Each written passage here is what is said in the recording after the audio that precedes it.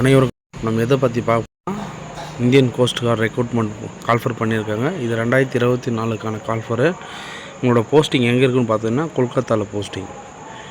சரிங்களா? இதில் என்ன வேலைக்கு ஆள் எடுக்கிறான்னு பார்த்தீங்கன்னா டிரைவர் போஸ்ட்டு, ஏவி லைசன்ஸ் இருக்கணும், ப்ளஸ் எக்ஸ்பீரியன்ஸ் இருக்கணும். எக்ஸ்பீரியன்ஸ் சர்டிஃபிகேட் இல்லைனாலையும் ஏதோ ஒரு கவர்மெண்ட்டால் அங்கீகரிக்கப்பட்ட ஒரு அசோக் லைலாண்ட், டாடா இண்டஸ்ட்ரியல், ஏதோ ஒரு ஸ்டீலில் நீங்கள் எக்ஸ்பீரியன்ஸ் சர்டிஃபிகேட் வாங்கிட்டு கூட நீங்கள் தாராளமாக அட்டன் பண்ணலாம். உங்களுக்கு எக்ஸ்பீரியன்ஸ் சர்டிஃபிகேட் இல்லைனாலே உங்களுக்கு மினிமம் நீங்கள் ஹெவி லைசன்ஸ் வாங்கி ஒரு 2 or 3 years ஆகிருக்கணும். ஓகேவா? நெக்ஸ்ட்டு இது எப்போ அப்ளிகேஷன் ஓப்பன் ஆச்சுன்னு பார்த்தீங்கன்னா 7 September 2024,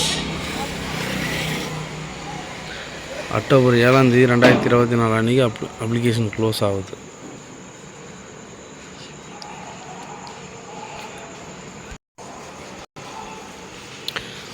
இது நான் கெஜெட்டட் ஆஃபீஸர். சரிங்களா? இது குரூப் சியில் வருது. டோட்டலாக வேக்கன்சி பார்த்தீங்கன்னா 2 வேக்கன்சி. எஸ்சி கேட்டகிரி மட்டும்தான் அப்ளை பண்ண முடியும். ஆதி திராவிடர், இந்து ஆதி திராவிடர் எஸ்சி கேட்டகிரி மட்டும்தான் அப்ளை பண்ண முடியும்.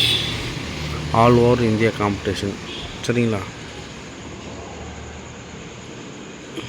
இதோட குவாலிஃபிகேஷன் பார்த்தீங்கன்னா நீங்கள் மினிமம் 10th படிச்சிருக்கணும், ஏவி லைசன்ஸ் வச்சுருக்கணும். ஏஜ் லிமிட் 18லேருந்து 27 வயசுக்குள்ளே இருக்கணும். மற்றபடி 5 years ஏஜ் ரிலாக்ஸேஷன் கொடுக்குறாங்க. மினிமம் 32 வயசுக்குள்ளே நீங்கள் இருந்தால் எலிஜிபிள். நேம் ஆஃப் த போஸ்ட்டுன்னு சொல்லிட்டேன். சென்ட்ரல் கவர்மெண்ட் ஜாப், ரெகுலர் பேசிக் கிடையாது, பர்மனன்ட் ஜாப் தான். நான் கெஜெட்டட் ஆஃபீஸர் போஸ்ட். இது யூனிஃபார்ம் டியூட்டி. அன்ரிசர்வ் கேட்டகிரி கூட ஒரு வேக்கன்சி காலியாக இருக்குது. நீங்கள் தாராளமாக விண்ணப்பிக்கலாம். அவங்களுக்கு ஏஜ் ரிலாக்ஸேஷன் 3 வருஷம் கொடுக்குறாங்க. இது ஆஸ் யூஷுவல் எப்போயுமே ஏஜ் கேட்டகிரி சென்ட்ரல் கவர்மெண்ட்டை பொறுத்த வரைக்கும் ஓபிசிக்கு 3 வருஷமும் எஸ்சிக்கு 5 வருஷமும் கொடுக்கறது காமன் ஆகிடுச்சு.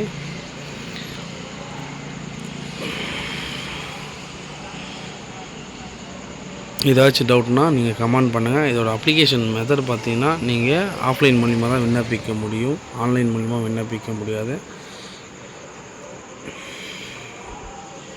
அப்ளிகேஷன் பிரிண்ட் அவுட் எடுத்து நீங்கள் ஃபில் பண்ணிவிட்டு போஸ்ட் பண்ணுற மாதிரி இருக்கும். By register post or speed போஸ்ட்டில் தான் நீங்கள் போஸ்ட் பண்ணுற மாதிரி இருக்கும்.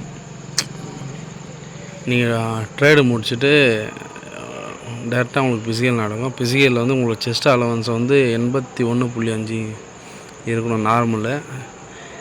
எக்ஸ்டெண்ட் பண்ணால் ஒரு 5 எக்ஸ்டெண்ட் ஆகணும். நார்மல் விரிஞ்சி நிலையில் ஒரு 5 inch டெவலப் பண்ணி காட்டினா நீங்கள் ஒரு லெவலுக்கு நீங்கள் உள்ளே வரலாம். வெயிட் கேட்டகிரியை பொறுத்த வரைக்கும் 50 கிலோவுக்கு மேலே இருக்கணும். அதுக்குள்ளே வரணும் ரிஜெக்டட் தான்.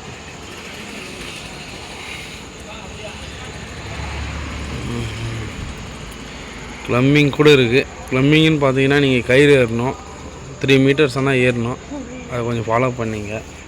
என்னடா இவன் டிரைவருக்கு இவ்வளோ ஃபார்மாலிட்டி இருக்கான்னு கேட்டிங்கன்னா, நீங்கள் டிரைவருக்குன்றது சாரா கம்பெனிக்கு போயிடலாம். இது கோஸ்ட் கார்டு கடலோர காவல்படைன்றதுனால உள்ள மொத்த ஃபிசிக்கல் ஃபிட்னஸை பார்ப்பாங்க.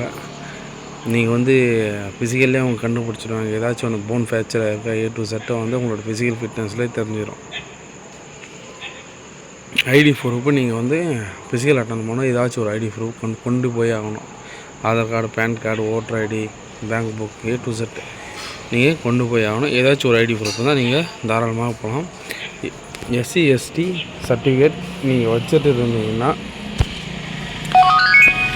நீங்கள் தாராளமாக போகலாம். சரிங்களா? எஸ்சி சர்டிஃபிகேட்டு நீங்கள் அப்ளிகேஷனை வச்சு ஃபில் பண்ணுங்கள். அது கரண்டில் இருக்கிறதா பாருங்கள். நீங்கள் எல்லா சர்டிஃபிகேட்டுமே கரண்டில் இருக்கிற மாதிரி இருக்கணும். 2 ஆஃப் சைஸ் ஃபோட்டோ கம்பல்சரி இருக்கணும். நீங்கள் வேறு ஏதாச்சும் டிபார்ட்மெண்ட்டில் இருந்துட்டு இந்த துறைக்கு வரணும்னு நினச்சிங்கன்னா நீங்கள் டிபார்ட்மெண்ட்டில் இருக்கிற ஓபிசி சர்டிஃபிகேட் காமனாக நீங்கள் வாங்கி ஆகணும். சரிங்களா? அந்த டிபார்ட்மெண்ட்டில் நான் இது மாதிரி வேலைக்கு ட்ரை பண்ணுறேன், எனக்கு என்ஓசி கொடுங்க, நோ அப்ஜெக்ஷன் சர்டிஃபிகேட்டு வாங்கி ஆகணும். இது தாங்க போஸ்ட்டு. நீங்கள் எந்த அட்ரஸுக்கு நீங்கள் போஸ்ட் பண்ணணுன்னு பார்த்தீங்கன்னா headquarters coast guard region NE for CSOPA synthetic business park floor இந்த building Rajarhat new town Kolkata. இந்த இடத்துல தான் நீங்கள் போஸ்ட் பண்ணுற மாதிரி வரும். யாராச்சும் உங்களோட நண்பர்களை ஹெவி லைசன்ஸ் வச்சுருந்தாங்கன்னா தாராளமாக அவங்களுக்கு சொல்லுங்கள். ஏன்னா அலட்சியமாக விட்டுறாங்க நம்ம ஆளுங்க. ஏன்னா வேக்கன்சி கம்மியாக இருக்கு பார்த்து இந்த வேக்கன்சி பார்த்திங்கன்னா டெவலப்மெண்ட் இன்க்ரீஸ் ஆகும் அண்ட் டிக்ரீஸ் ஆகும்னு சொல்லியிருக்காங்க. தற்காலிகத்துக்கு இது வந்து கவர்மெண்ட் சைடில் எதுவும் சொல்லலை. அதனால் வாய்ப்பு பண்ணுறது ஒரு முறை தான். நீங்கள் டிரைவிங் லைசன்ஸ் வச்சுருந்தீங்கன்னா கவர்மெண்ட் எக்ஸாம் போகணுன்னு நினச்சிங்கன்னா கண்டிப்பாக இது நல்ல துறை. உள்ளே போயிட்டீங்கன்னா உங்களுக்கு வேலை அதிகமாக இருக்காது. சரிங்களா? மேட் ஆஃப் செலெக்ஷன் பார்த்தீங்கன்னா உங்களுடைய document verification first short listing பண்ணிவிடுவாங்க. நீங்கள் அப்ளிகேஷன் போகிறதுல ஃபஸ்ட்டு உங்களுக்கு கால் டீட் அனுப்புகிறாங்களோ இல்லையோ அப்ளிகேஷனை டோட்டலாக பார்த்துட்டு உங்களுடைய வேக்கன்சியை வந்து கவுண்ட் பண்ணிவிட்டு ஷார்ட் லிஸ்டிங் உங்களை அப்ளிகேஷன்லேயே வடிகாட்டுவாங்க. சரிங்களா? உங்களுடைய heavy licence plus experience category plus உங்களோட சர்டிஃபிகேட் எல்லாம் கரெக்டாக வச்சு தான் நீங்கள் ஃபில் பண்ணி அனுப்பிச்சிருக்கீங்களா, உங்களோட சைன் எல்லாம் கரெக்டாக இருக்கா, எல்லா ஜெராக்ஸ்லேயும் வந்து செல்ஃப் அட்டஸ்டட் போட்டிருக்கீங்களா, உங்களோட ஆஃப் சைஸ் ஃபோட்டோ கரெக்டாக இருக்கா, உங்கள் சிக்னேச்சர் கரெக்டாக இருக்கா, உங்களோட ஐடி ப்ரூஃப் கரெக்டாக இருக்கா, A to Z செக் பண்ணுவாங்க. டாக்குமெண்ட் வெரிஃபிகேஷன்லாம் முடிச்சுட்டு உடனே உங்களுக்கு ரிட்டன் எக்ஸாம் நடக்கும். ரிட்டன் எக்ஸாம் முடித்தோடனே ரிட்டன் எக்ஸாம் டோட்டலாக 80 மார்க் வைக்கிறாங்க. அது mathematics, English, general awareness, mental ability, reasoning. ஓகேவா? டோட்டலாக 80 மார்க்கு. 80 கொஷினுக்கு 80 மார்க்கு. ஈச் கொஷின் 1 மார்க் நடக்கும். அதை ஃபாலோ பண்ணிங்க. பாஸிங் எஸ்சிக்கு வந்து 36 கொஷின் நீங்கள் எடுக்கணும். 80ல் 36 எடுத்தா பாஸு. அன்ரிசர்வ் கேட்டகிரிக்கு வந்து 40. சரிங்களா? இது முழுக்க இது சிவிலியன் போஸ்ட்டு, மோட்டார் டிரைவரு. ஓகேவா? பார்த்துங்க. சிவிலியன் போஸ்ட்னால் உங்களுக்கு யூனிஃபார்ம் டியூட்டி இருக்கும். ப்ளஸ் வந்து நீங்கள் மற்றபடி எந்த வேலையாக இருந்தாலும் நீங்கள் அட்டன் பண்ணுற மாதிரி இருக்கும்.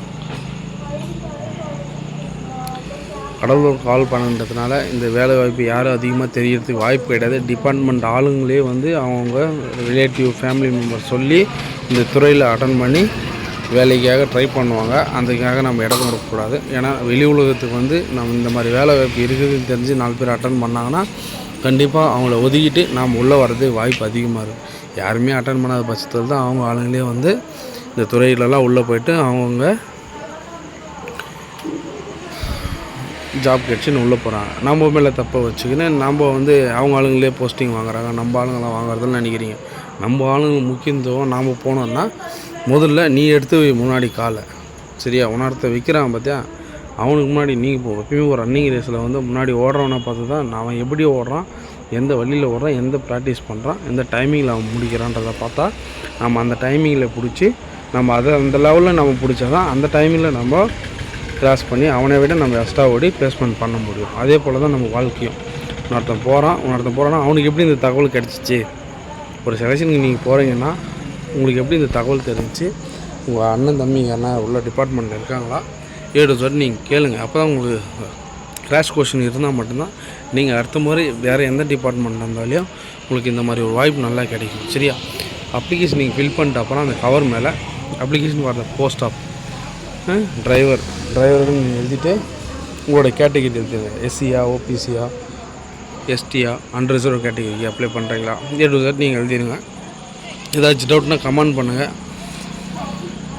கண்டிப்பாக உங்களுக்கு இதுக்கான தகவல் அடுத்த முறை ஆல் டிக்கெட்டோ சப்போஸ் ரிசல்ட்டோ எது வந்தாலும் கண்டிப்பாக நம்மளோட சேனலில் இன்டிமேட் பண்ணுங்கள். வீடியோ ஃபாலோ பண்ணுங்கள், லைக் பண்ணுங்கள், சப்ஸ்கிரைப் பண்ணுங்கள். தேங்க்யூ நண்பா. தேங்க்யூ.